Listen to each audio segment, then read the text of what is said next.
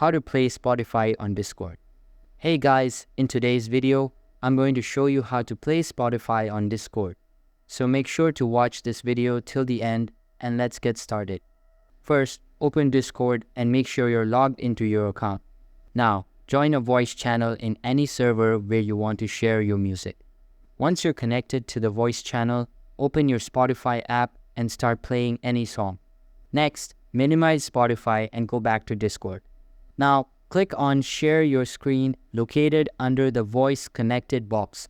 If Spotify doesn't show up under Applications, don't worry. Click on the gear icon at the bottom left to open Settings. Scroll down to Activity Settings, then click on Registered Games. Now, click on Add It, choose Spotify from the drop-down, and hit Add Game. Once added, make sure the overlay toggle is turned on. Now go back and click on Stream Spotify. A new window will pop up, just leave everything as it is and click Go Live.